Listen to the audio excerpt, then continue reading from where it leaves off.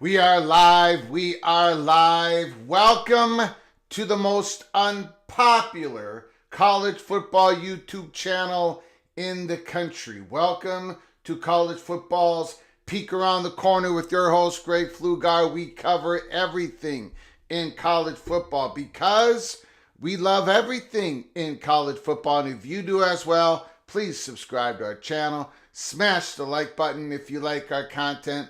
Share the video with your family and friends if you want to support this rebel outpost with a donation. Hit the $ where you make a comment, and I'll get you super chat as quick as I possibly can. Welcome everybody into the studio. The very studio that sits on the corner of Keith Jackson Parkway and Kurt Gowdy Avenue. Do not be afraid. Do not be afraid to become a legend with your comments in the chat room, with your phone calls later in the show. We have got a stacked show here on December 23rd. Now, a lot of you might be looking at the title of the show and saying, Craig, your cheese have slipped off your cracker once again. You've been clowning ESPN for, 96 hours, 48 hours. I got Minnesota math problems. 48 hours. No, 90-some, whatever. You've been clowning ESPN. And now suddenly you say there is a reason why we need to take Paul Finebaum seriously? Seriously? Yes. And I will explain. Now, I am going to continue to clown ESPN when they are inconsistent in their argument. When all their arguments funnel down to the fact that all they're doing is shilling for one conference. That's all they're doing. We can disagree. Reasonable people can disagree on who should have been in the playoffs, the playoff format, on and on and on. But when you come at it in fraudulent terms, when you come at it inconsistently, when you cannot stay on the same argument because your prior argument did not work, but you had to use it because you had to shill, and now you got to shill again. Yeah, I'm gonna keep clowning ESPN. In fact, I believe that ESPN is going to at some point they're going to need a clean house because their talking heads, not all of them, but most of them have just lost complete credibility. I mean, they have annihilated they have annihilated everything. My biggest fear for them is they still don't even know it. Like they're completely clueless. I'm not going to go down that same, that's not what this show's about. Most of it. But I do think we need to take Paul Finebaum seriously. His arguments, what he said yesterday, was just profoundly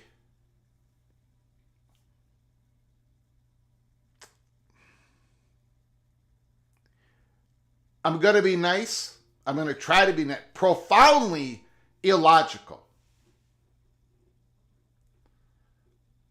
But we do have to take him seriously because for one major reason. And then the rest of the title of the show was PATC officially today, December 23rd, has a vote of no confidence for Big Ten Commissioner Tony Petitti. Now I'm going to get a lot of Big Ten fans mad at me. In fact, every time I come up on here and say, what has Tony really ever done? Why is he quiet as a church mouse? Big Ten fans of Big Ten schools that become tribalistic and they're Big Ten fans, they always come at me. Go ahead. Disagree.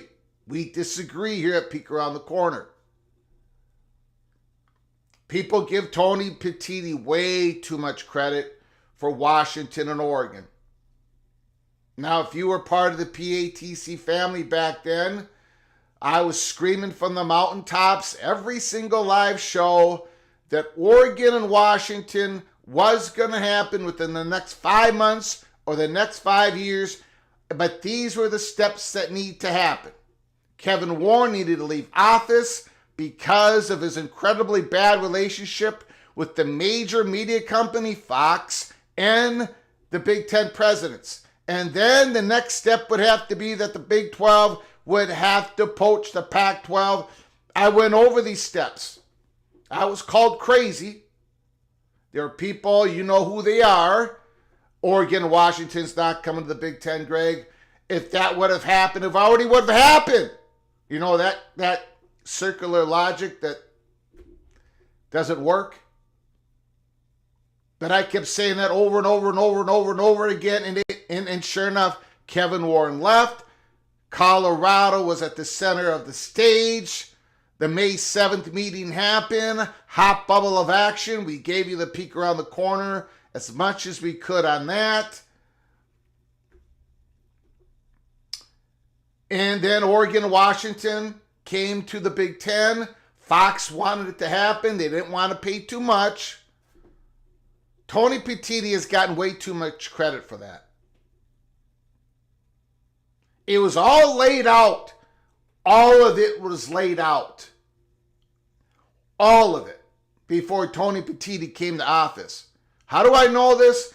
Because we gave you the peak out like almost every single day. And then Kevin Warren left, the Big 12, the Pac-12 couldn't get a media deal to satisfy, and I was very negative on the Pac-12's future. Since then, Tony Petitti, I think it all,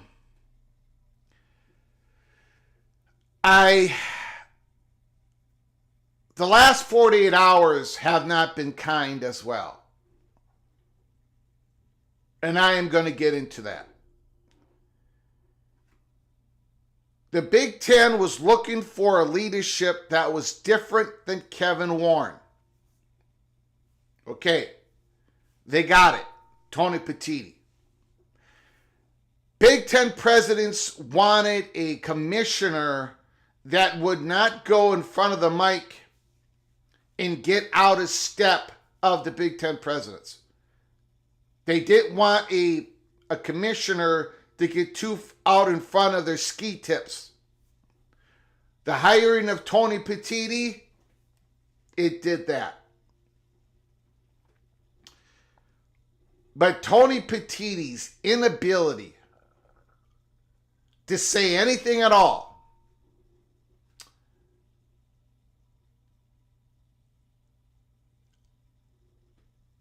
there are rumblings in the distance. And the rumbling noises are getting closer and closer and closer. You know, when we broke the USC talking to the Big Ten on March 31st, 2022, the leak came out of the city of Los Angeles. It spread among the money perch of the Big Ten, and it came to me. And this is why we talked about it through the spring and summer of March 31st. It's why the LA Times interviewed us. Those rumblings among people with money, the money perch in the Big Ten. Today on Monday, December 23rd, they are not happy.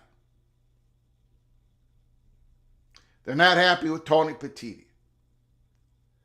To the point where possibly, maybe it could happen, it should happen, but possibly maybe something, maybe Tony Petitti's got to get in front of the mic here real soon. And he might just do it. We'll see. He needs to. He really needs to talk about ESPN. He really needs to talk about the college football playoff coverage. He really needs to talk about what ESPN said about Indiana, but they refuse to say about Tennessee. Now, you might agree or disagree, and that is reasonable takes. But there is rumblings going on. You guys, I've been pretty upset, right? I think what ESPN has done has been egregious.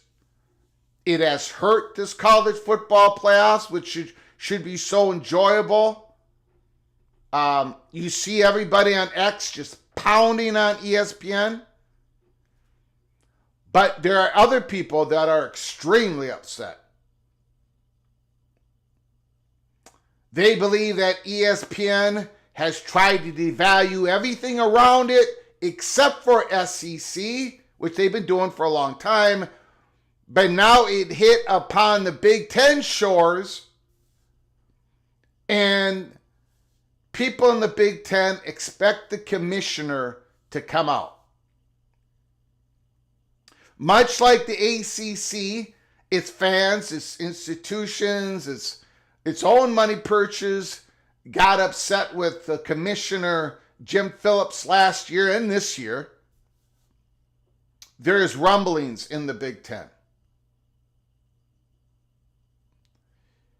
There is rumblings in the Big Ten, and now people are questioning everything.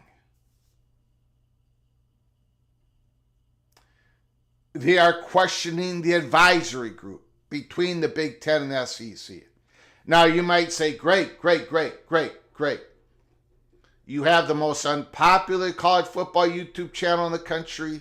You have the smallest college football YouTube channel in the country. You have the worst graphics, whatever. You have the worst singing voice. You have the worst winning percentage against the spread in your picks. Greg the Cooler lives on. But if you know, and I think you guys know me now, or you knew me, a lot of you knew me before we had to open up this college football YouTube channel. And I say this without patting myself on the back. We've got sources, we got connections, and Tony Petitti's got to say something.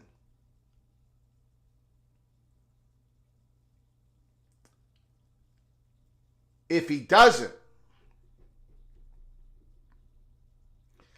well, PATC will continue to have a vote of no confidence of Tony Petitti. And it's not just this issue. But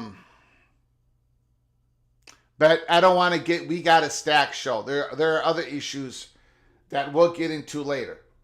So I guess, the second part of the title of the show was PATC's vote of no confidence for Tony Petitti. I guess we started the show off with that. Now, there's not going to be a college football reporter that's going to report what I just said, and this, there's not a whole lot of juice in that turnip right now, but I'm giving you the peak. And it's not just emotional. People say there is. It's like, what the hell, man?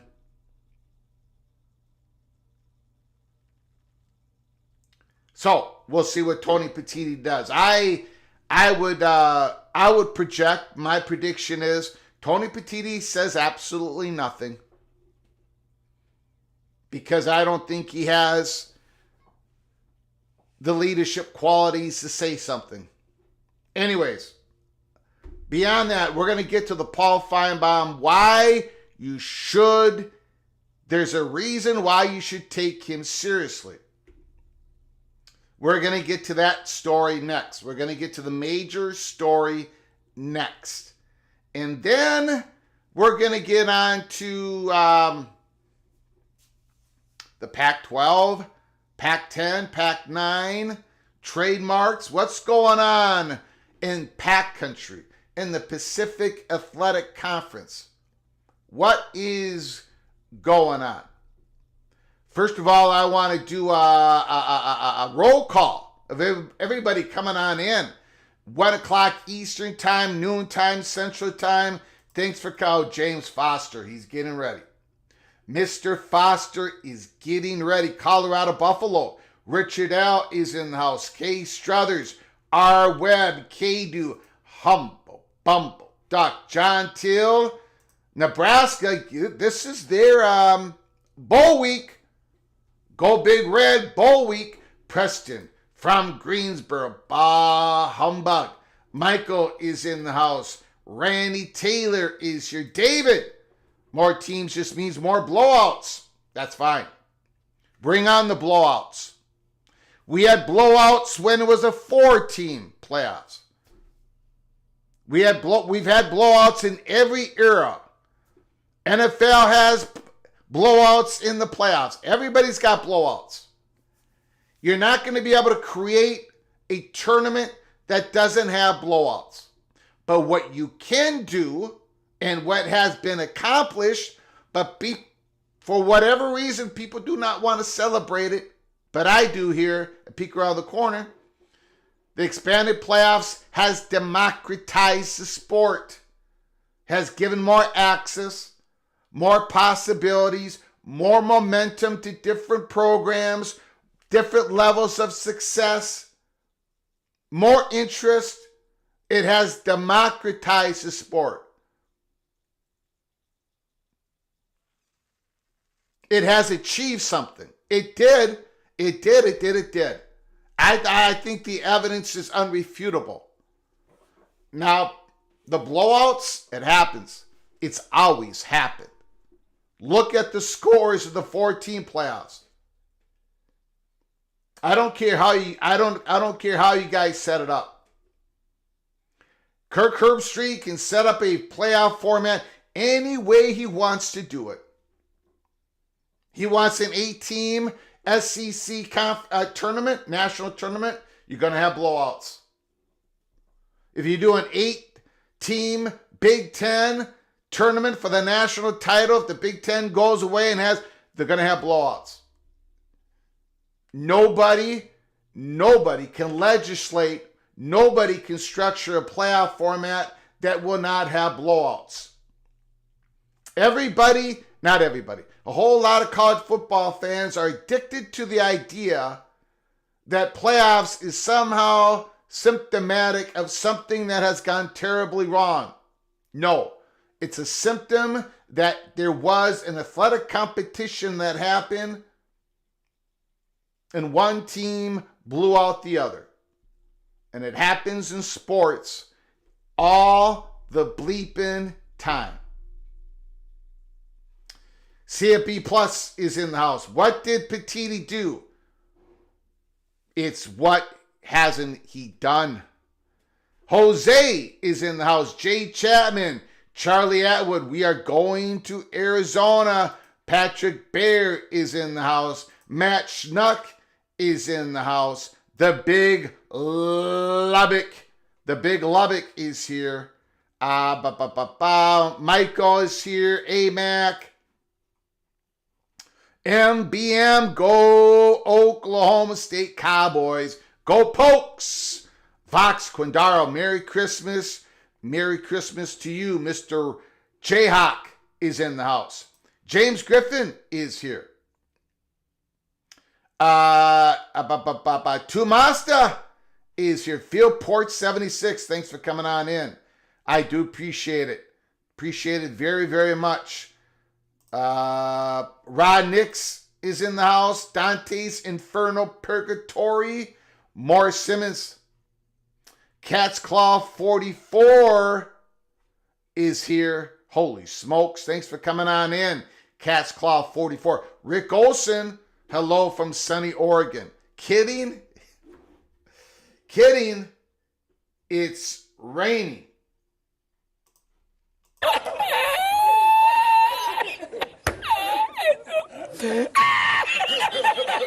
Wet Blanket is in the house. Steve, Bearcat, Steve, Merry Christmas. Merry Christmas to you, sir.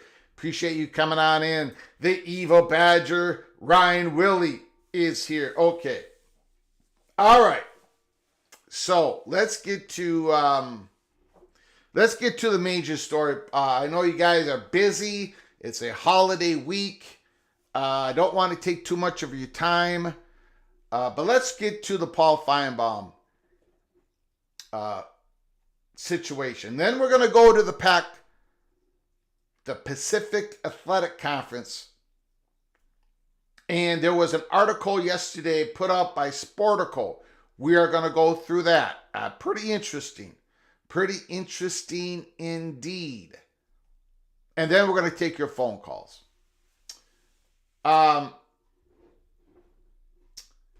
Yeah, it's not quite balmy here, but we did get some weather in where the snow melted. Stephen Clark would agree. He's from Plymouth. He's right down the road from me.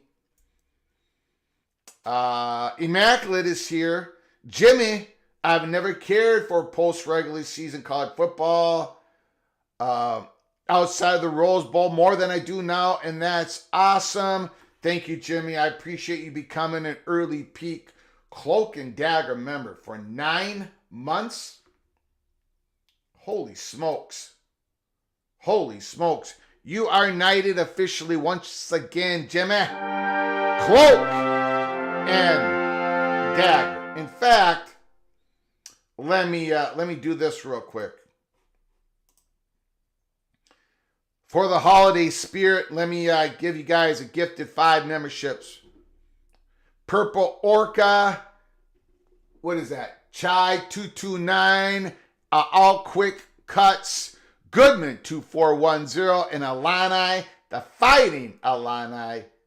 Ted, you all are hereby knighted Cloak and Dagger members of the program. Congratulations. Midnight Magic Musing, you are a new member of the early peak Cloak and Dagger. Holy smokes.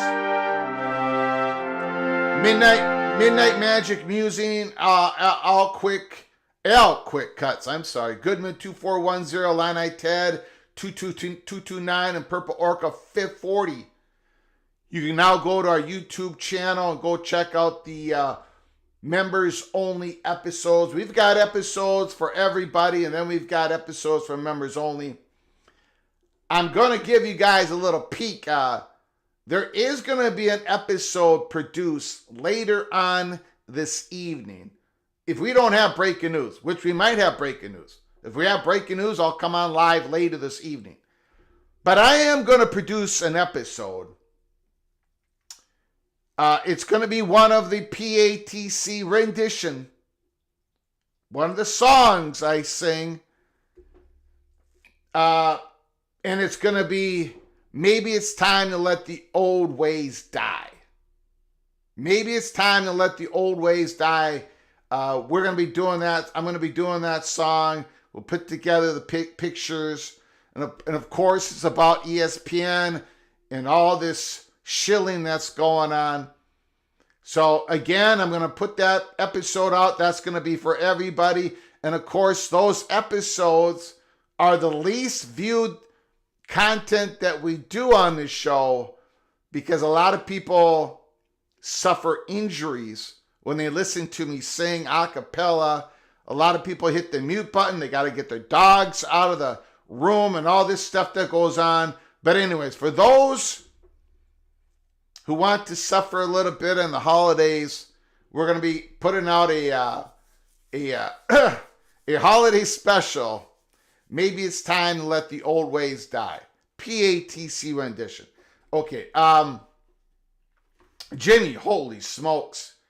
Thank you, Jimmy, so much for your generosity once again. Thank you so very much. R. Webb, Phil Perry, John Grove, Dave Chauncey, O.T. Hicks, Senior.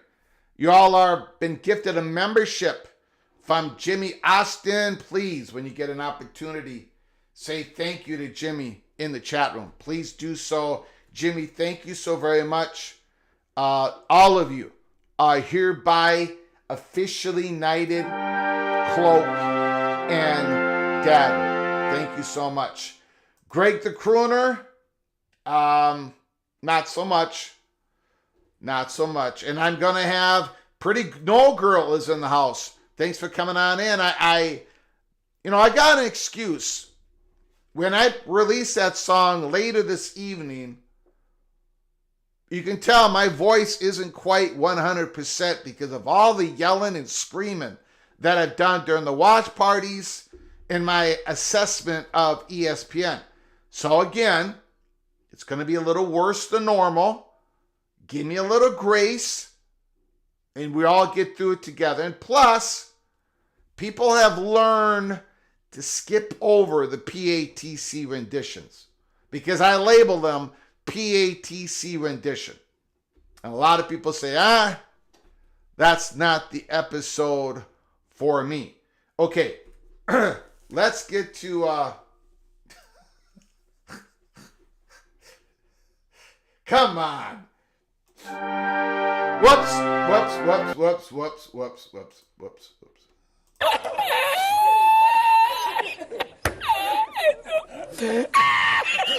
Vox, I got a couple notes correct on that. I hit a couple notes correct. The vast majority, no. I did not know what I was doing. But I did that is a false statement, sir. Yes. Yes, Richard L. Absolutely.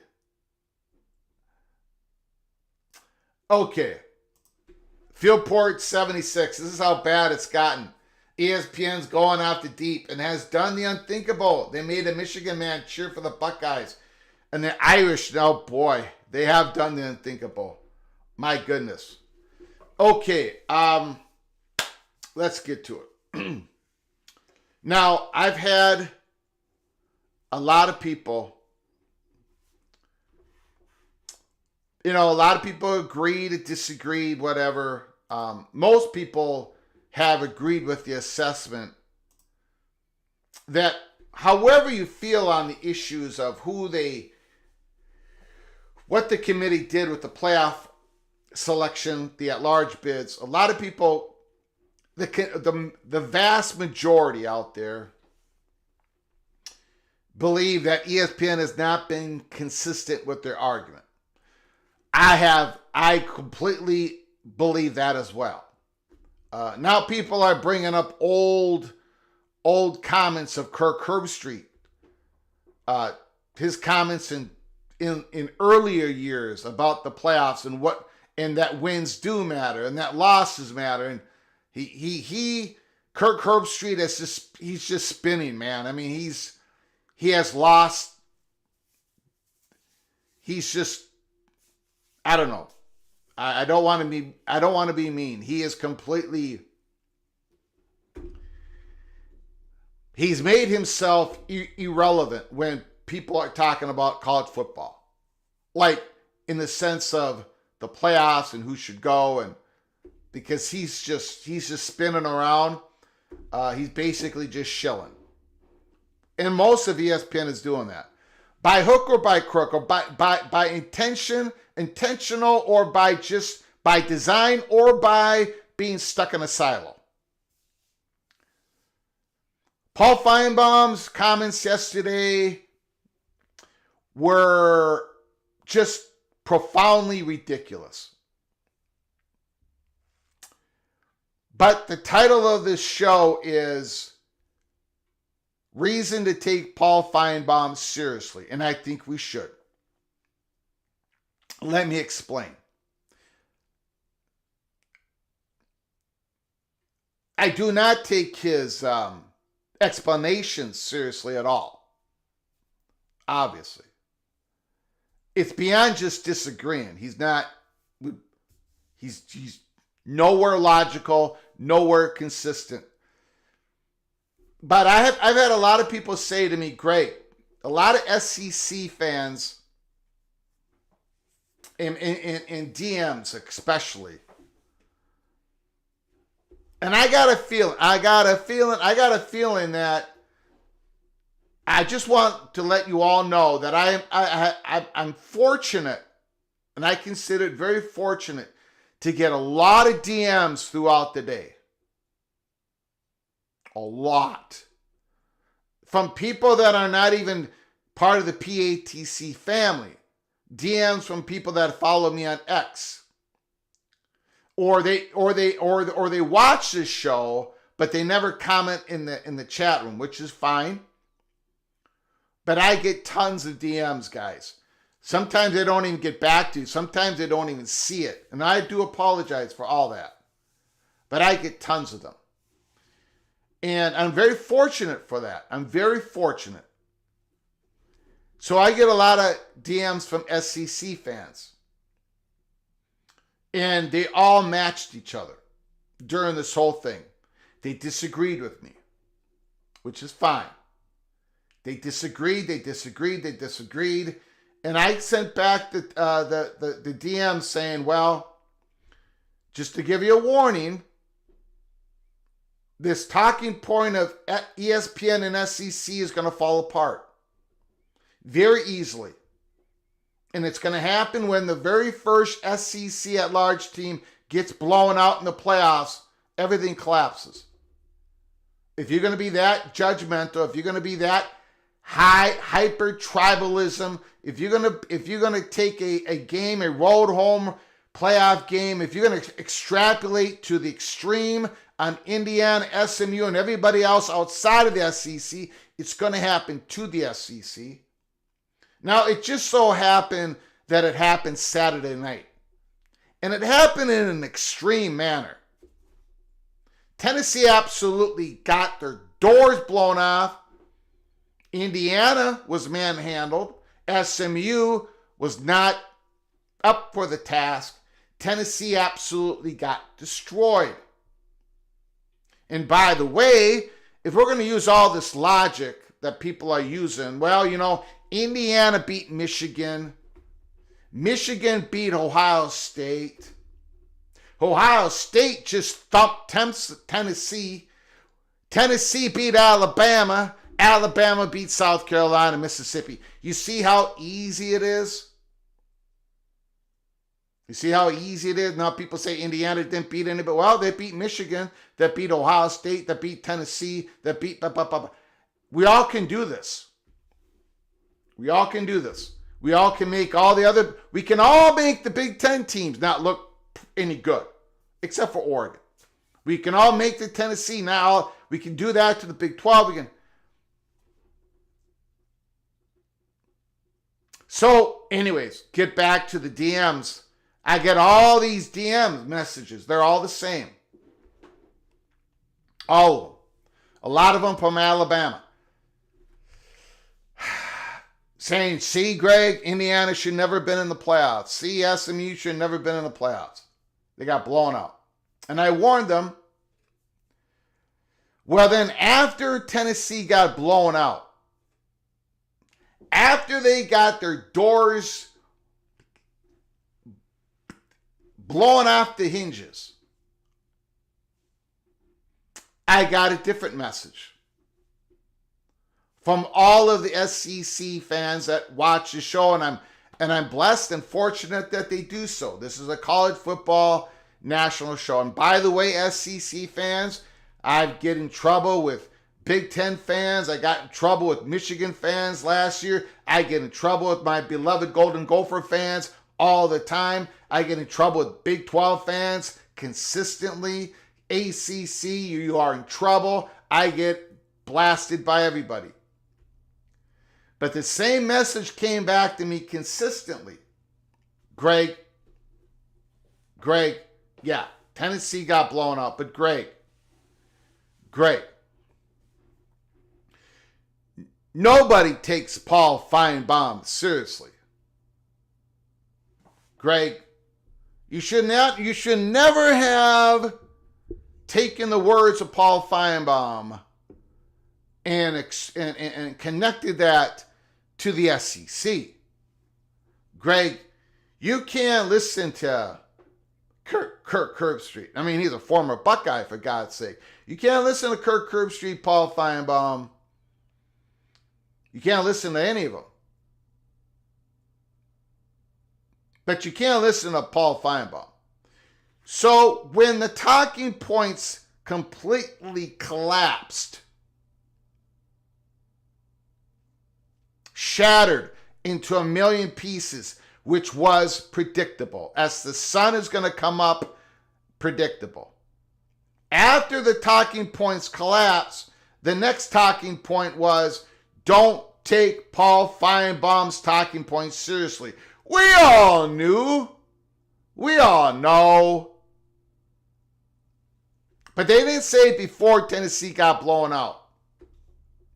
Now they're saying it. Here is the problem with that. And this is why I titled the show, Reason to Take Paul Finebaum Seriously, even though his argument makes no logical sense whatsoever. The reason why you got to take Paul Finebaum seriously is there has never been, and I've been following this closely, and let me know in the chat room if you find evidence that what I'm about to say is incorrect. There has never been an inch of difference. There has never been any sunlight between what Paul Finebaum says and thinks versus what Greg Sankey says and thinks. There has never been any daylight.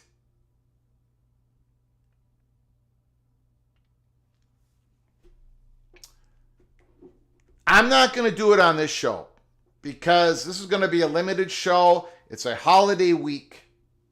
And I know you don't want to listen to me babble all day long.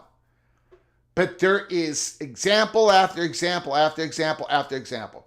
I'm going to take the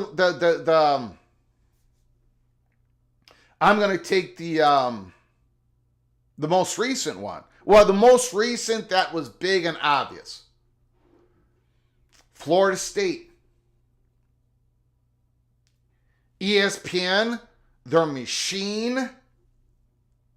Greg Sankey, a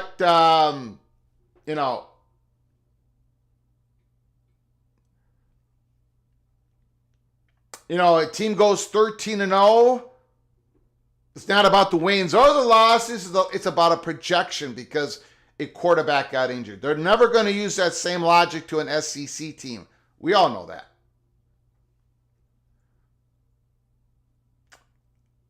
And not just about that, but a Florida State as an expansion candidate. You've heard what Paul Finebaum said. I have told you here as well that Florida State is not a top target for the Big Ten and the SEC. I was told, I'm being honest with you. I was honest with you. And it's proved, and it's whatever. We're not going to go down that rabbit hole today. Florida State is an incredible brand, a valuable brand, and they're going to be able to get to where they need to get. I'm standing on that rock. They're going to be able to get to where they need to get when it comes to revenue, the stratification line, because they're too valuable not to. Same thing with Clemson. They're going to get there. I don't know how they're going to get there yet, but they're not going to get there in the way that the insiders were telling you all, like Regal and other people.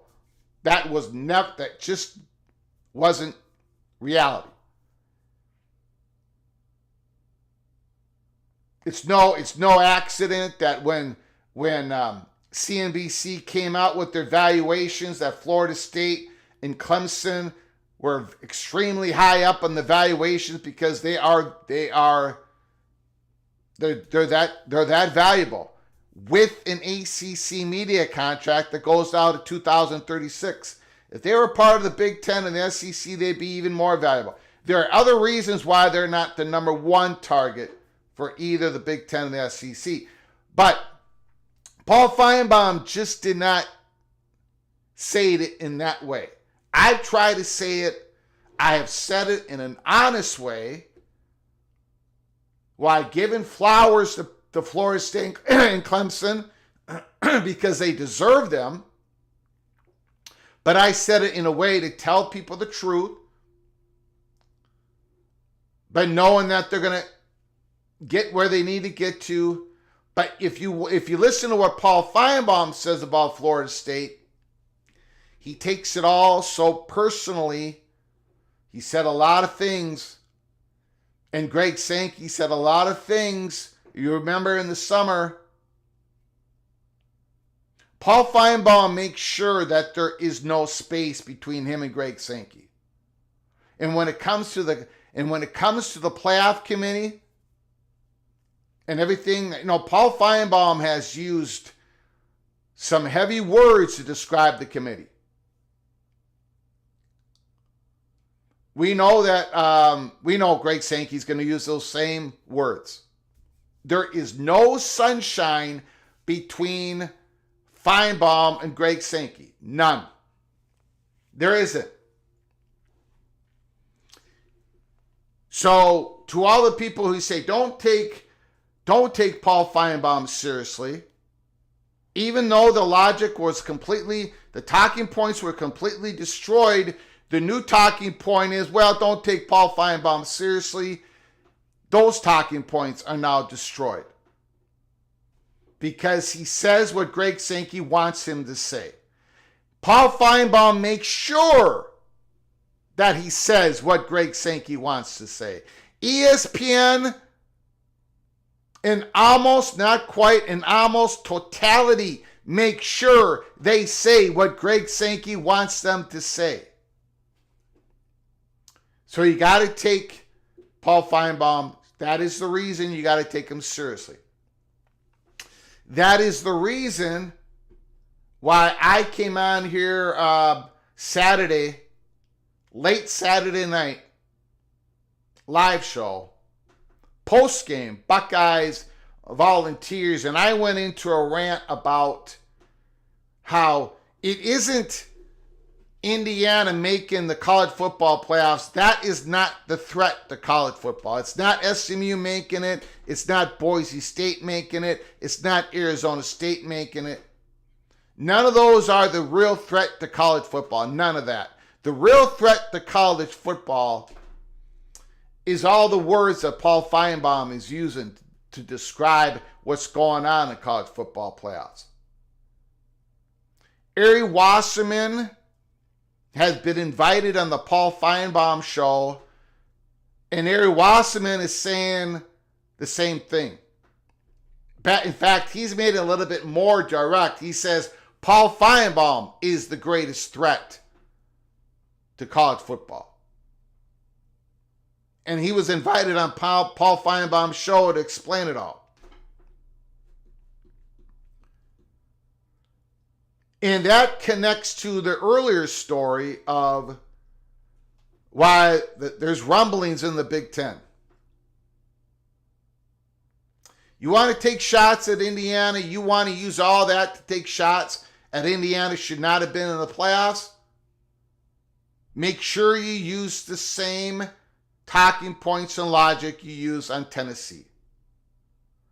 But ESPN has completely avoided it.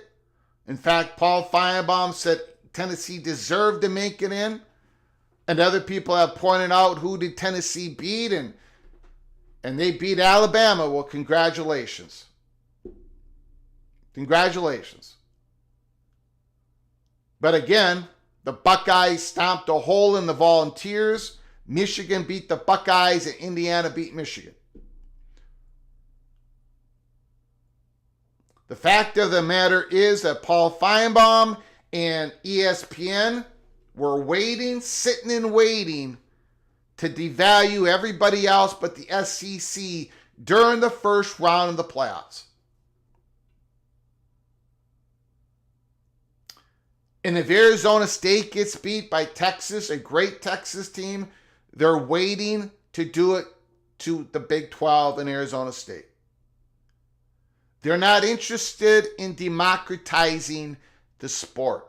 They're not interested in explaining to you all that this expanded 12-team playoff needed everybody's vote to get it done. Nobody on ESPN is talking about it. Nobody is explaining that reality. They completely avoid it.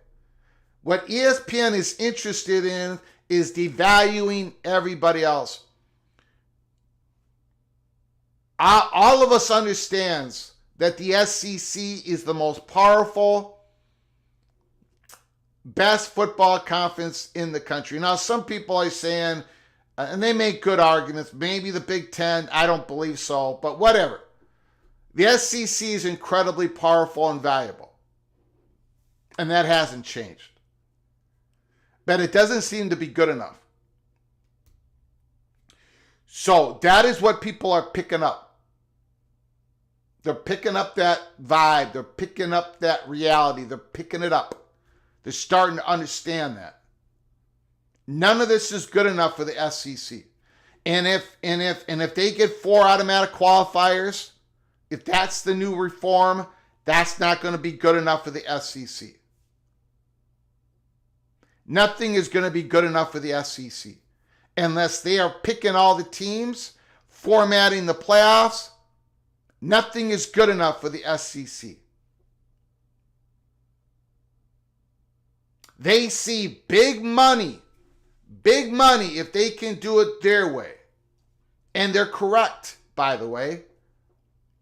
If the SEC breaks off from everybody, they're going to get big money, guys and gals. And they're going to be happy, and the fans deserve to be happy. The SEC football fans are absolutely incredible. Incredible fan bases.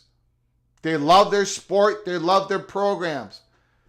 But that is a complete threat to the whole college football universe. Indiana is a great story this year, but it's not going to bring, whether Indiana lost by 10, which they did, or by 35, that was not a threat. SMU losing by whatever they did versus losing by 50 is not a threat. What Paul Finebaum is hammering on every single day, and ESPN is spinning and chilling, and that is the threat.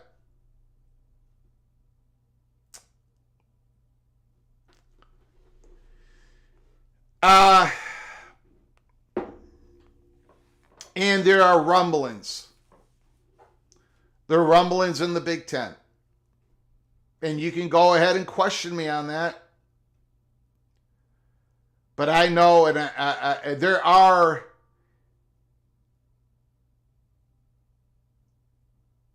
I'm going to push the envelope a little bit. I'm probably going to say something I should not say. But there are people out there that they know, people that you would recognize the names of in an instant, who write and do things with college football. They know that I know.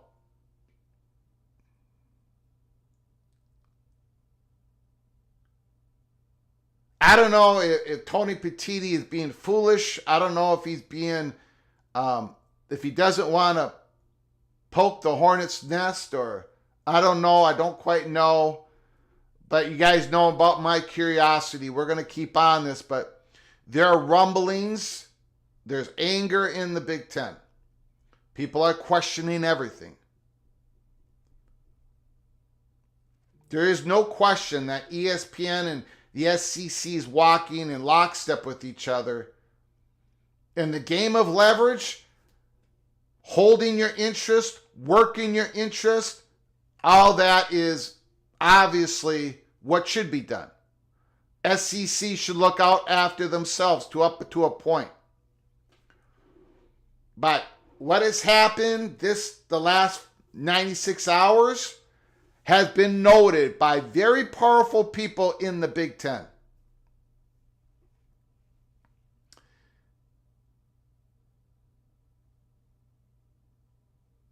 So that is that. I want to get to your comments, your super chats, your phone calls. And, you can talk about anything in college football that your heart desires. You can talk about the games that are coming up, the bowl games that are coming up this week. We do have a few. And by the way, everything I just said just now, I'm not going to drop it. I'm not going to just drop it. Drop it like it's hot. I'm not going to just drop it, right? It's a story, and we're going to continue on that story. It's a story, and and what I'm going to be doing for today and tomorrow. And by the way, we're going to be continuing to have shows during the holidays. So stay with us here, Peek Around the Corner. We are looking at any public comments that Tony Petitti is going to make here, or if he's not going to make them. I'm going to just leave it alone for now, but again, tomorrow and on Christmas and the next day, it will be part of what I talk about. And I want to get to a couple big stories here. I mean, Deuce Robinson. This kid is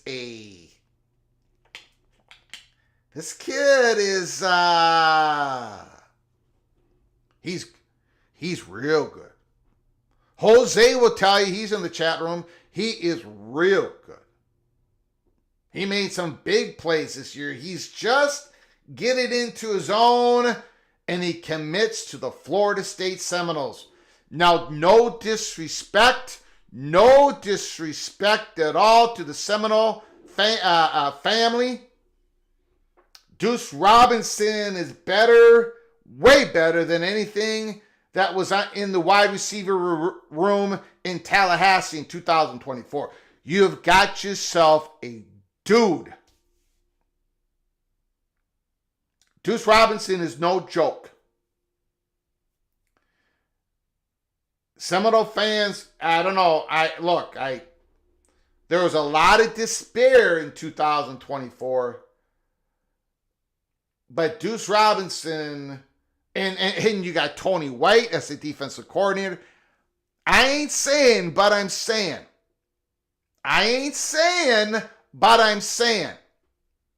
Maybe Mike Norvell is going to be able to dig out of that deep hole. Deuce Robinson can play. Source, Pete Thamel, former Maryland running back Roman Hemby has signed with Indiana. A good back. Not a great back, but a good back. Who can do a little bit of everything. Not just running the ball. He can catch it out of the backfield. Good, solid running back going to the Indiana Hoosiers. I'm still waiting for information about Fernando Mendoza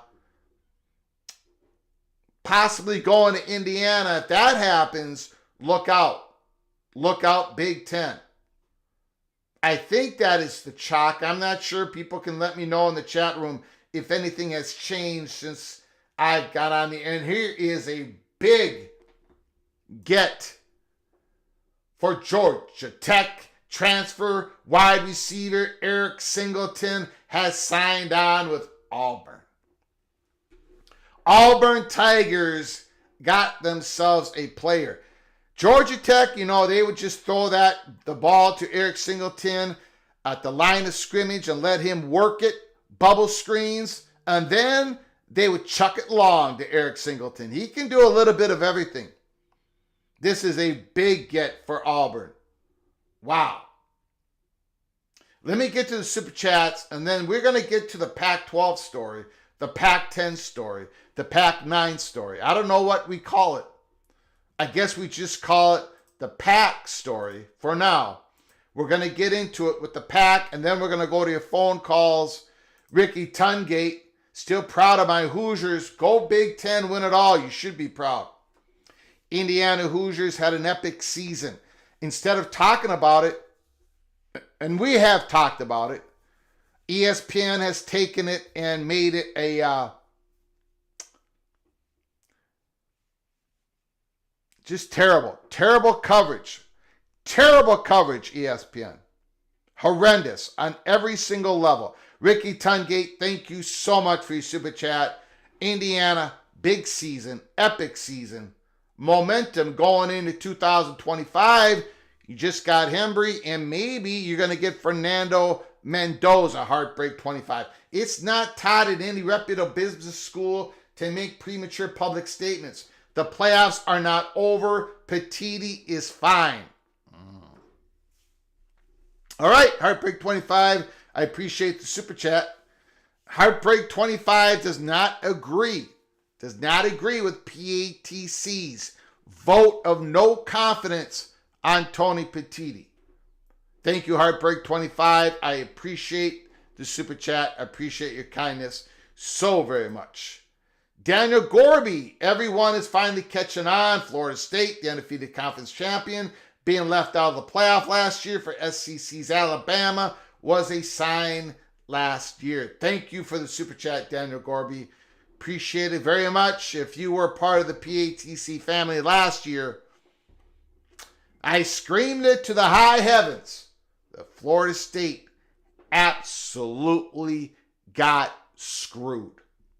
They almost had to take me out of a stretcher, out of the studio, using a very large, strong stretcher. They almost had to use that during those live shows last year. Thank you, Daniel Gorby. Appreciate the super chat and your support. Preston from Greensboro, North Carolina. Greg the Golden has spoken. Sorry, Florida State fans. Thank you, Greensboro super chat. Thank you so very much for your kindness, your support. Once again, thank you. Okay. Rod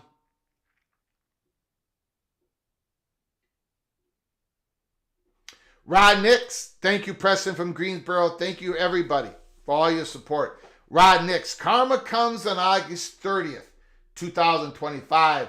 Florida State host Alabama. Holy smokes. Oh, my God. Oh, my God.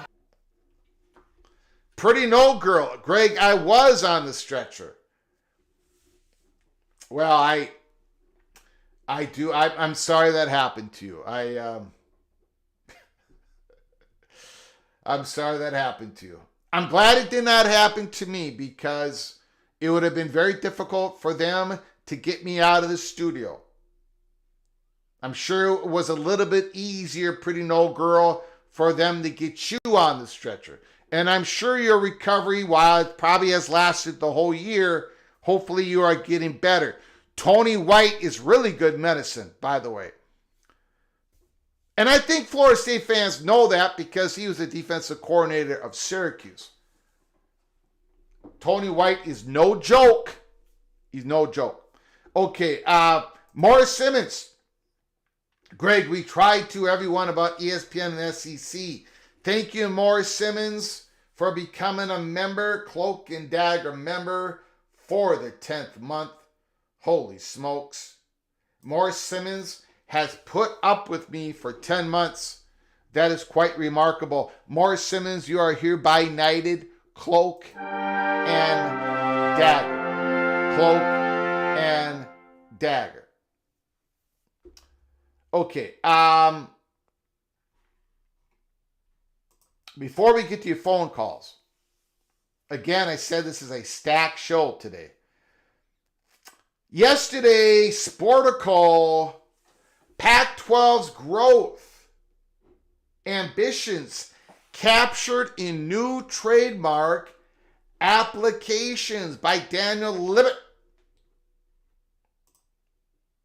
The Pac-12 Conference applied for trademarks this month that attempt to cover various contingencies if the league, which currently has 2 members with commitments to add 6 more in 2026, ends up fielding 9, 10, 11, 13, or 14 schools. Now, remember, it currently only has 2 members, right?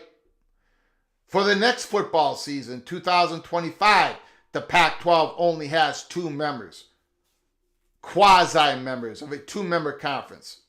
They got a waiver. They're part. It's a conference, but it's not. But they can't. But the champion between Oregon State and Washington State are not able to have a G6 automatic berth. But after next year, going into 2026,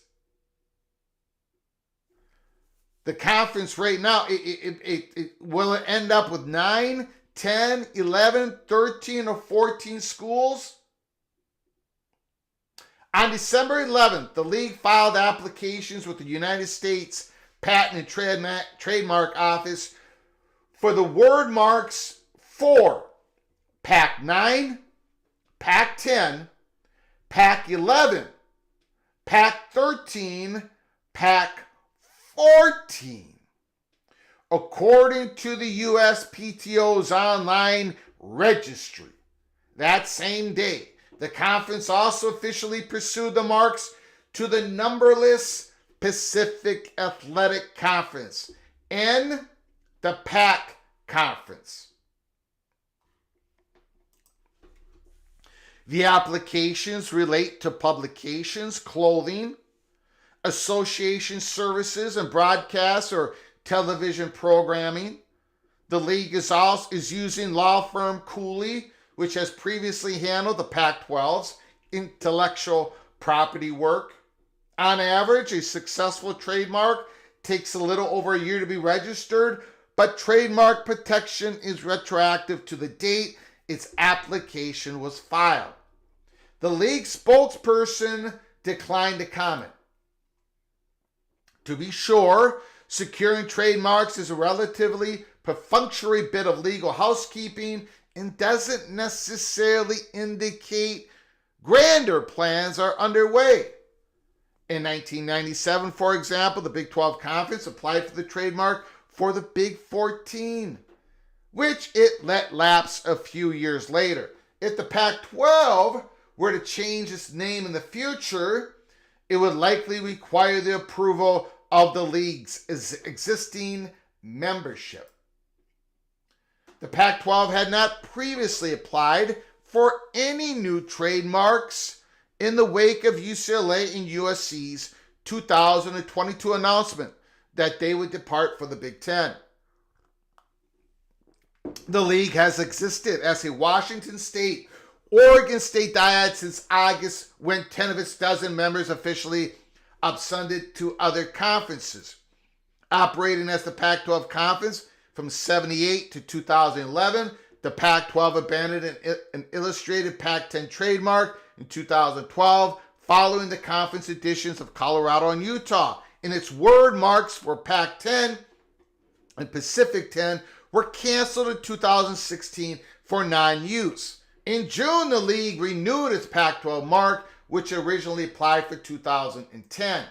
In September, the league board of directors voted unanimously to add 5 Mountain West Conference schools, Boise State, Colorado State, San Diego State, Fresno State, Utah State, come July 1st, 2026. The following month, Gonzaga accepted an invitation to enter the Pac-12 at the same start date. But as a non-football playing member around that same time, the trademark for the league's one-time slogan, "Where Champions Play," was canceled for non-use. And finally, in the article, the Pac-12 would need to add another football school to reach the 8-program threshold necessary to qualify for the NCAA Football Bowl subdivision. The conference had reportedly pursued American Athletic Conference members Memphis, SMU, UTSA, and Tulane, as well as the Mountain West Conference, UNLV, and Air Force. But those schools ultimately decided to remain put for now. Last month, the Pac-12 announced that it had retained the Octagon to serve as an exclusive media rights advisor. So, what do you think? Do these applications of these new trademarks of the Pac-9, 10, 11, 13, 14, does it mean anything? Could it be of a grander design? Or, much like in the past, applying for these trademarks probably will dissolve in a couple of years? My question to you is, what type of value does the Pac-12 brand give to this newly constructed conference? Would it be wiser to just change it a little bit, to tweak it a little bit? Should it just be called the Pacific Athletic Conference, the PAC? Maybe they want to separate themselves a little bit from the Pac-12 brand? Or should they just stay the way it is? Go all in, Pac-12, Pac-12, Pac-12. How much damage did the brand, how much of a hit was it? What would change if they called it the Pac-10? like the Big Ten, the Pac-10, even if it grew among past 10 members. Just keep it the Pac-10. I want to hear your thoughts and comments in the chat room and with your phone calls later in the show. Okay, we're going to open up the phone lines. The phone lines are now open. 763-260-1333. 763-260-1333. There is a news item that I forgot to right here. Hold on one second. From Chris Kenny. Chris Kenny, can you hold on for just 1 second, sir? Yes, sir. I thank you so very much. I forgot one news item. I did not get ready. My apologies. It's a big one. Bo Pribula, Penn State backup quarterback, has committed to the Missouri Tigers. A big get for Drinkwitz in Mizzou. Pribula had ranked as one of the top uncommitted quarterbacks in the transfer portal, and just the little bit that we saw from this young man, let's just put it this way: athletically, he's at the very elite level of college football quarterbacks. Now, if he can, when the live bullets finally come his way, can he develop? Can he make the decisions? Can he process the field? Can he make the tight throws? I don't know. But we're going to find out next year, the Missouri Tigers. But this kid athletically is at the elite. And people in SEC country and Missouri are going to find that out real quick. A big get for Missouri. Thank you, sir. I appreciate your patience. The floor is yours. Well, thank you, Greg. First of all, Merry Christmas You too. to everyone in the PATC world. Have Luther Borden to throw to, so good luck to Missouri next year. We'll see how well that turns out. But I suspect they're going to revert to the mean, no matter who their quarterback is. My comment on the Finebaum thing, I'm willing to admit when I maybe got it wrong. And, the last time we talked about this, I had said that, Finebaum is a troll and he made his entire living off of being a talk radio host, and all of the, obnoxious comments that he makes are sort of typical. And the only thing that's really changed is instead of being on the radio, he's on television. And I didn't take him very seriously. Because I did notice, for a brief moment in time anyway, a shift in his tone about Indiana. When Indiana was undefeated, going into the Ohio State game, I think there was a lot of disparaging comments about Indiana. But I think some of that, being totally candid, I think was kind of shared beyond just ESPN, because Indiana hadn't really played anybody that good, and they still are Indiana, and there's always going to be that blemish because of their history. And then when they lost to Ohio State, but they didn't get embarrassed by Ohio State. That score was, frankly, not quite indicative of how close that game was for the majority of it. And the fact that, there was carnage the rest of the weekend, including, I believe, Tennessee lost that weekend too, so Indiana didn't fall very far in the rankings. I didn't really hear that much trash about Indiana, because at the end of the year, they only had one loss. And Finebaum even acknowledged that Kurt Cignetti did an amazing job, which is indisputably true. So I kind of felt a little bit like, well, all right, SMU's got their turn in the barrel now, the way that Florida State did, because, ESPN wants Alabama in the playoff no matter what, and they'll go after the ACC because it's easy to go after the ACC. They've already got them locked in, and devaluing them, frankly, is in their interest, because nobody else is really going to bid on them into the future. So why not, kick the little guy a little bit and punch down?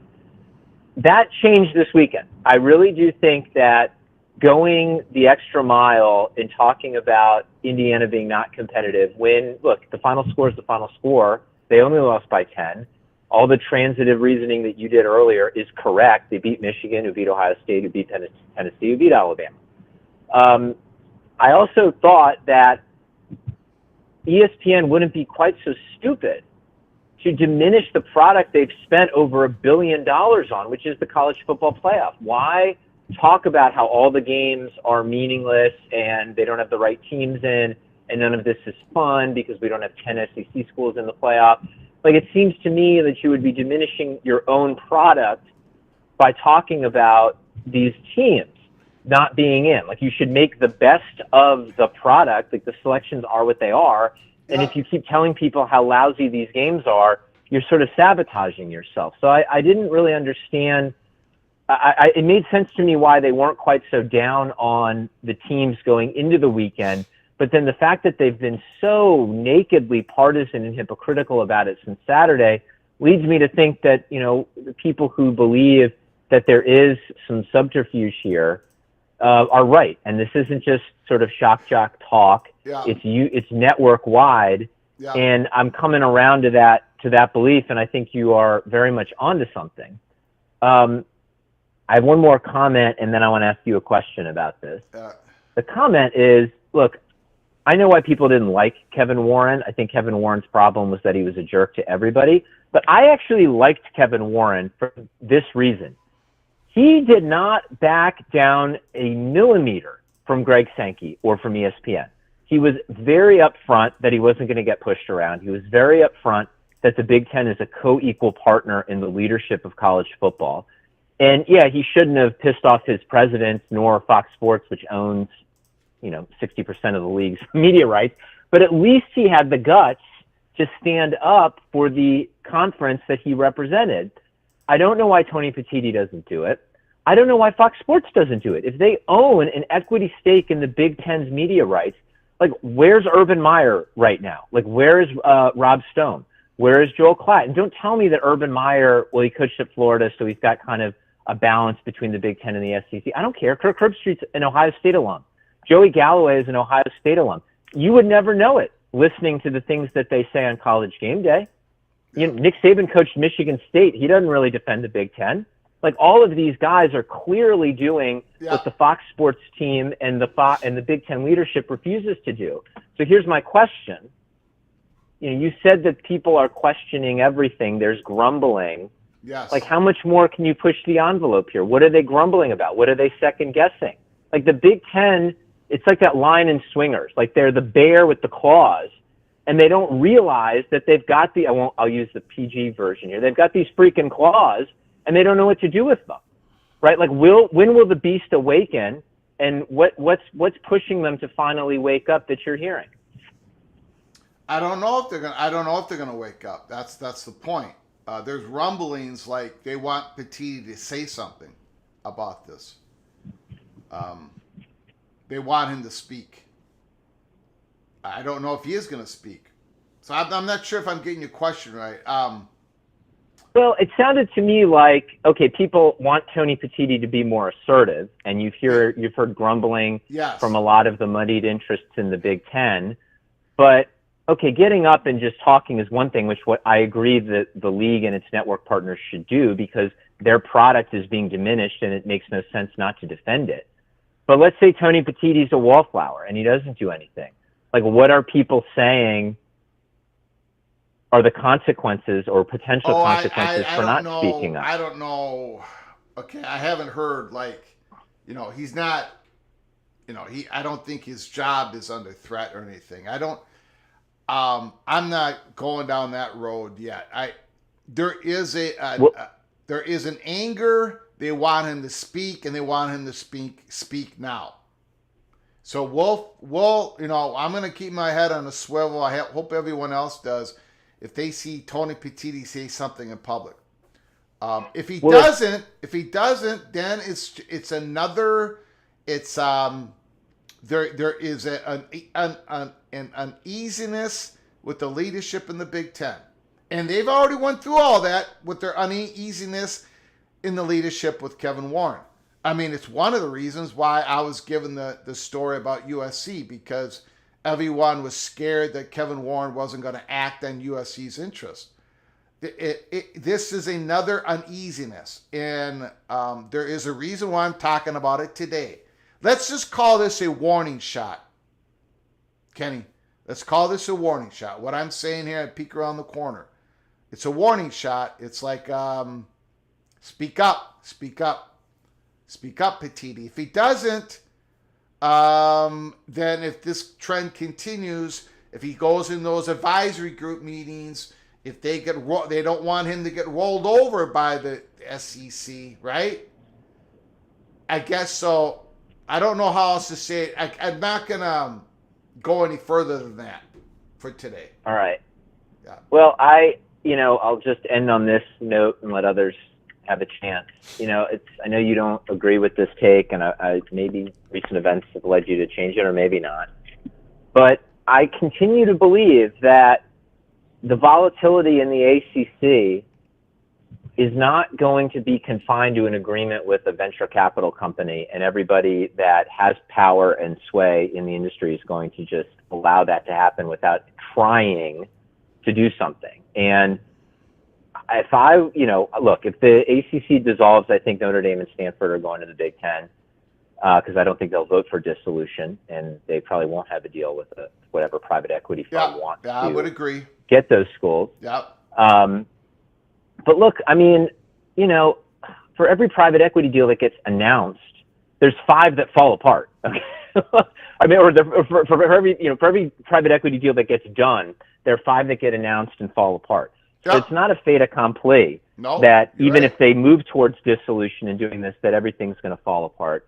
And I think if the Big Ten is really concerned about an SEC power play, then the answer is obvious. The answer is grow with more brands that the SEC cannot, just like in the court of public opinion, cannot be without and claim a national championship if they were to break off. Basically gets too big to fail so that they can't walk away and leave behind. And that means Florida State and Miami. Maybe it means Clemson. Maybe it means Carolina. I don't know, what the right number is. But I think that kind of volatility is what the Big Ten needs to seize on if they really are worried about Paul Finebaum being taken seriously. So I'll stop there. Right. You can react to it or not, but otherwise, I wish you very happy holidays and talk to you in the new year. You too. I appreciate it. Call again, sir. Great call. Thank you very much. Bye-bye.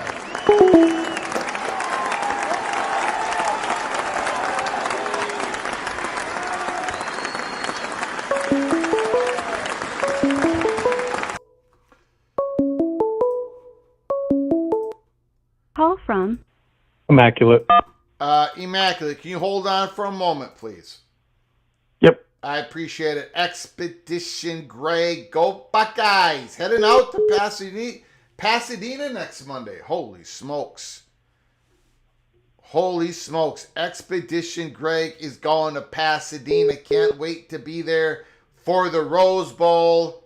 Congratulations, Expedition Greg. Thank you for being a member of our show for how many months? 13 months. Holy smokes. 13 months. Thank you so very kindly. Once again, you are officially knighted Cloak and Dagger.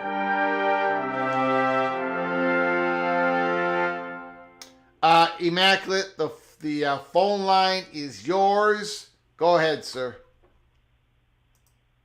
All right, well, real quickly about Paul Finebaum, brother. While one can take him seriously, because, yes, I do believe he is the voice of Sankey, he's the voice of Sankey to say things that Sankey doesn't want to attribute it to himself. So in that regard, I don't take him that seriously. But what you're saying is right. But you kind of see where I'm going at with this. It's like the stuff that Sankey doesn't want to attribute to him because he knows a large portion of it is complete BS. But it's intended to have an effect, and that should be taken seriously. There is an intention to it, but there's no way I'm going to take Finebaum seriously when that's the case when he is just somebody else's No, I get it. You're not taking it mouthpiece. personally seriously. Yeah, sir. I get it. No. I agree with you. Yep. But yes, people shouldn't just be like, okay, don't listen to Finebaum. Like, no, I want to listen to him. I want to hear what garbage he's got to say today because this is the SEC trying to affect things. Anyways, that's on that. On Petitti, I don't have anyone to talk to counter anything you're saying, so I believe you. I'm not going to refute anything, but I find myself heavily questioning this whole thing of like, why. Maybe some folks are like, you need to defend Indiana. Maybe, I guess. But if I was Petitti, I'd be like, why? We got them in. They really didn't actually, you could look at their schedule and it's a reasonable argument to say why they shouldn't be in. But Yeah. I also say they showed enough to get in my opinion. There's an argument to be made that Indiana shouldn't have made it. They did make it. And they, for the most part, got handled pretty good by Notre Dame, who probably would have handled a lot of people the same way, right? What the anger is, and I'm just expanding on this because this is what. Okay. This is what,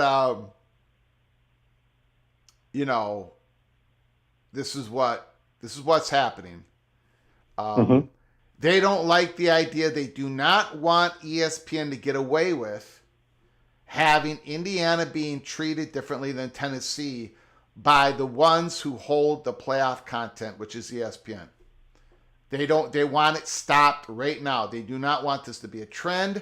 They want to stop. There's 5 more years of this contract. They want Petitti to take a shot over the bow of ESPN right now. Not so much like the Indiana, blah, blah, blah, all the discussions around should they, should not have.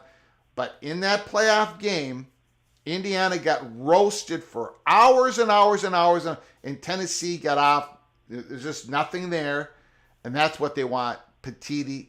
And it ain't going to take much. All Petitti has to say is, look, that's not, they want him to say something. So just, it isn't so much about the candidacy of Indiana that needs to be defended. They got there, whatever. But how those two situations were treated completely different by a multi-billion-dollar company that had the airwaves to themselves for 72 hours. Hopefully that explains. All right. Well, can I respond to that? Then Here's what I would say. And I'm just saying, if I was Petitti, I wouldn't. And here's why.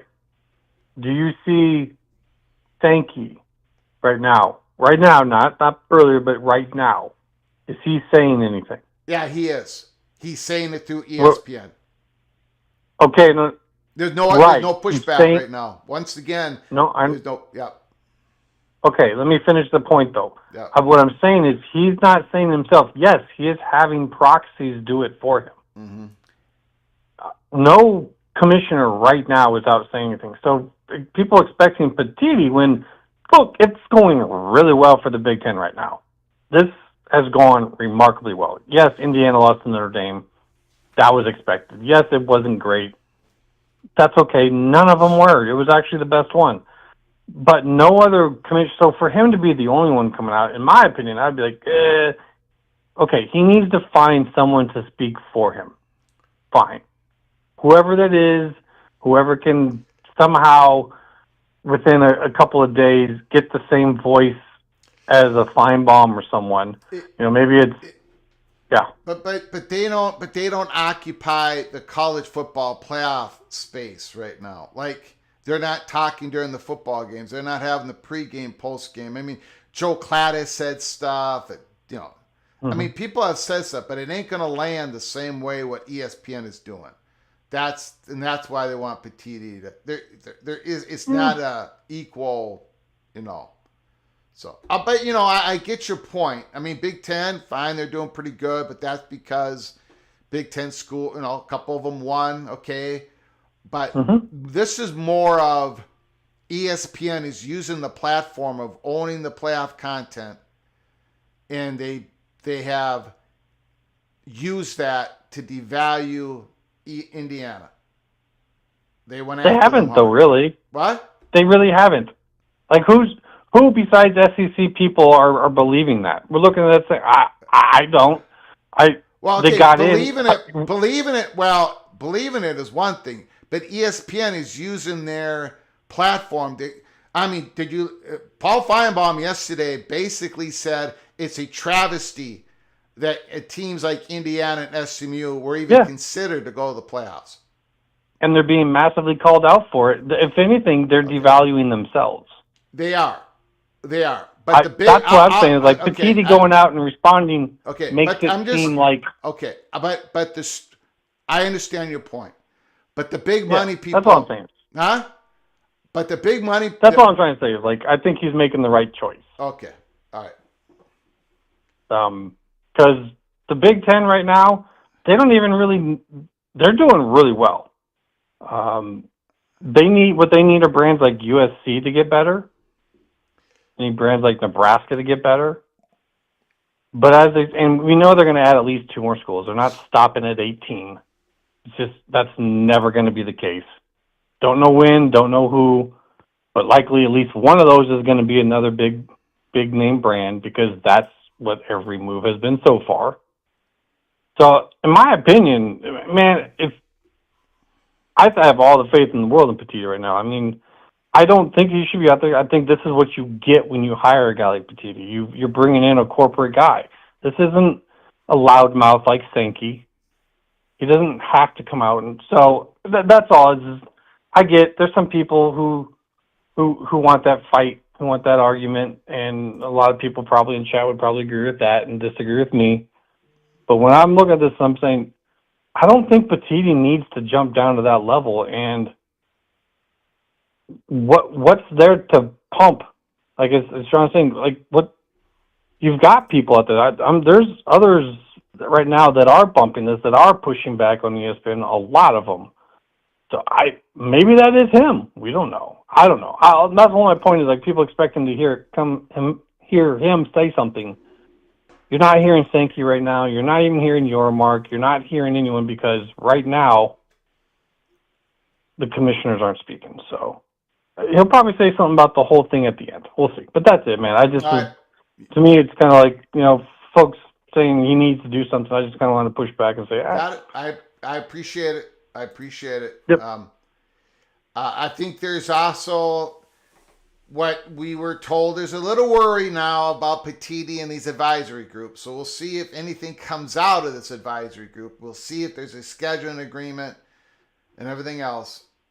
Maybe there's an overreaction going on. But it's not just all these people pushing back on X that are unhappy about ESPN. There's people who are invested in the value of these programs across the country outside of SEC that's not happy with ESPN. So, alrighty, sir. I get it. I appreciate you, man. Have yourself a good one. Yep, you too. Appreciate it. Hold on. Where are we here? Beautiful call.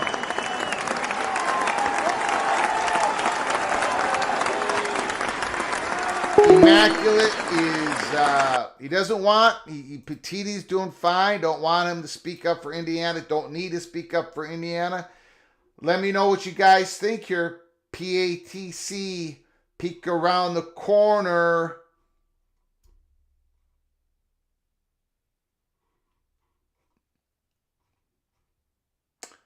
Phone lines open 763-260-1333 763-260-1333. From BJ. BJ, the floor is yours. What's up, Greg? And as always, thanks for allowing me to speak on your platform. You got it. I was going to speak about something else about the games and the viewership and how I don't think, the money that's being paid for the for the games based off the viewership. I don't see how they can make the money work. But your monologue today and the conversation today kind of geared me towards this conversation.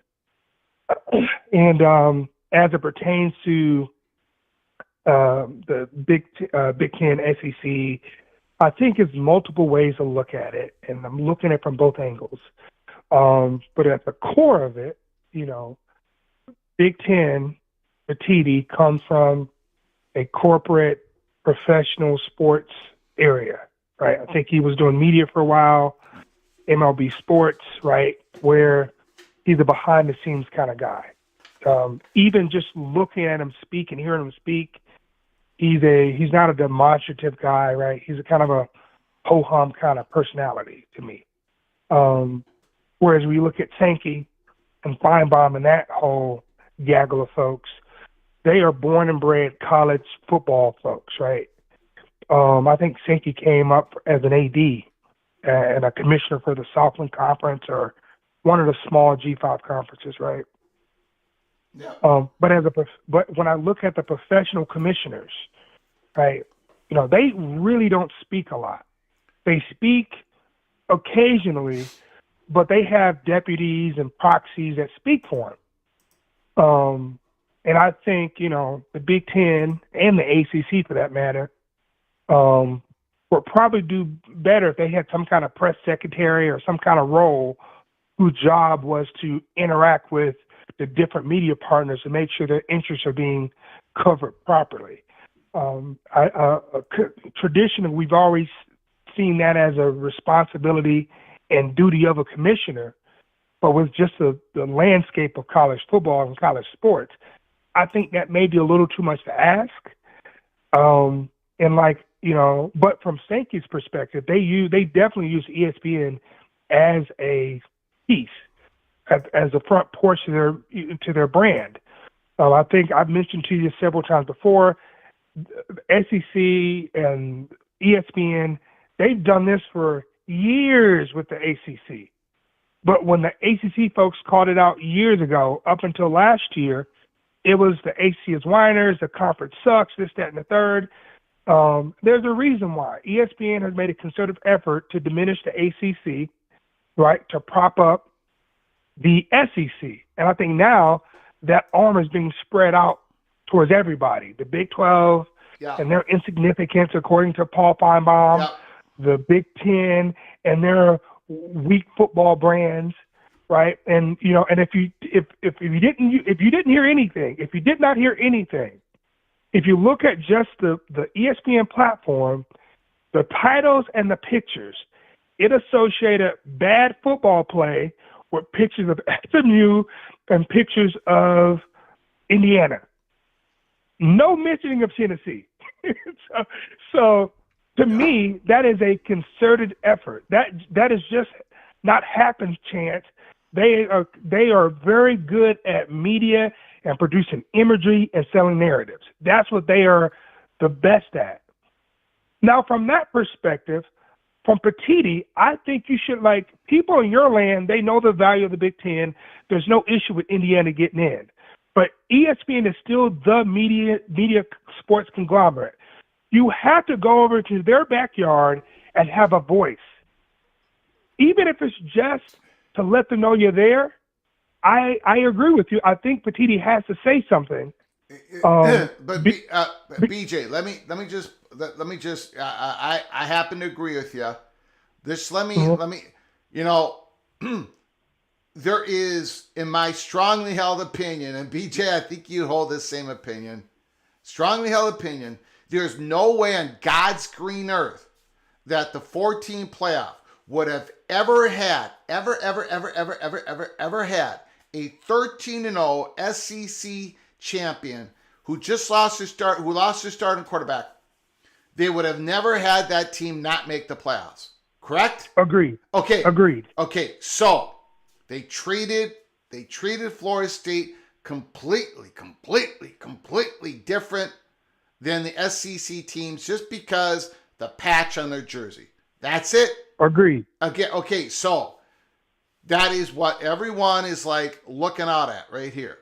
They do not want SMU, Indiana. In this particular story that I'm having the rumblings with, because I've been fortunate for people to allow me the access to these people who, whatever, money perch. They do not want this to be done to any Big Ten schools. Now, this is a different situation, right? Indiana still made the playoffs. They got handled. Notre Dame, Tennessee got handled. But, one school is being their season is being looked at completely different. They're being chewed up and chewed out by a constant ESPN money machine and all their ancillaries around ESPN. And they just want Petitti to say, he doesn't have to be monstrative. He's not going to be. They just want him to say, look, that's not, don't do that. Don't treat our schools differently than you treat your own schools, or else we're going to have a problem. That's all they want. I don't think they're going to get what they want because Tony Petitti doesn't say anything about anything. But go ahead, sir. I agree. I just wanted to bring up the Florida State example. I know you're a Florida State guy. I think it would just sounded better coming from me. But you and I are in complete agreement on this. Go ahead. I agree. And look at it this way. Let's be frank. Look at Georgia. What Georgia did this year is very similar to what FSU did. They lost a starting quarterback, right? Not one mentioning of how it's going to affect the CFP, because last year we were told, the CFP committee reserves the right. It would have been a story if Georgia would not have won the SEC championship. I mean, agreed. But they did. But if they wouldn't have won the SEC championship, I still don't think it would have been a story, because they shouldn't. Yeah. With that, you agree? They shouldn't have. They should have dropped in seeding, right? Mm-hmm. Right. If you lost your quarterback, your beginning of the season Heisman front running quarterback, you replace him with a guy who doesn't have much experience at all. At the very least, you should have dropped in seeding. No. Right.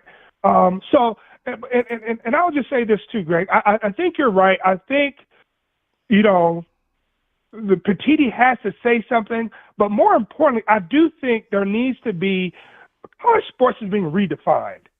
Like, just call it's being redefined. The NFL, as much as crap as people give it, they have a beautiful setup in terms of geographically having pods and having interest and competitively being, for the most part, on the same, because they have the same salary cap structure, but they have layered roles. When it comes to punishment, they have a committee or a person who doles out punishment. That is not the commissioner's job. When they have, they want to speak on some policy change, there's a competition committee, and their lead speaks on that. I think college football, when it's redefined, I think the roles for the conferences, I think conference needs to have other administrative head honcho type roles to deal with the non-football stuff, because as much stuff as people gave Kevin Warren, and rightfully so, because I'm not a Big Ten guy, from the outside, you know what I look at when I think of Kevin Warren? He signed the best media deal ever for a college entity. It's not even close, right? Yeah. And so he may not have been the personality type or been slow-footed in moving things, but he set the Big Ten up for success. So when Petitti walked in there, the media, I think he had a little thing, the NBC media kerfuffle he had to deal with, but that's a beautiful deal. It's a security deal for every team in the Big Ten, right? So from that perspective, Kevin Warren, great. Petitti, I think he's a TV guy. I think he's going to continue making sure that the Big Ten has the best deal possible for them. However, I do think, I agree with you, he could be a little more voiceful in his defense of the way ESPN treats non-SEC entities. No. So I agree with you with that. So I don't want to take up too much of your time, Greg. As always, I appreciate your grace for letting me speak on your platform. Happy holidays, and have a blessed one. Appreciate it. Thank you, sir.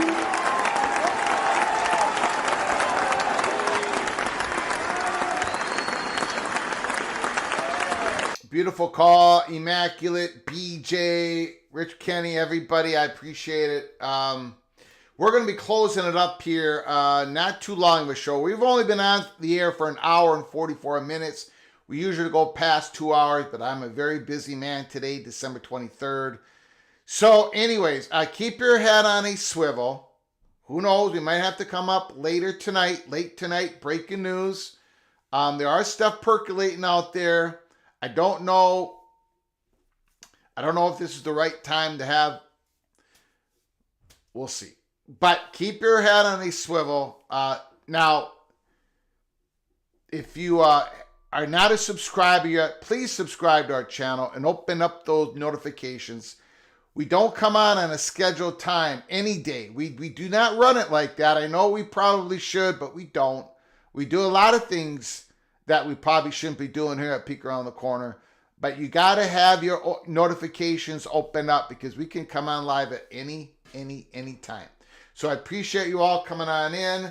We're going to be talking college football playoff games the closer they get here and bowl games and everything. There's so much going on. We cover everything in college football because we love everything in college football, and I appreciate all of you for coming on in. Until next time, from all of us at PATC to all of you, please, you all take great care of each other. Thank you so very much.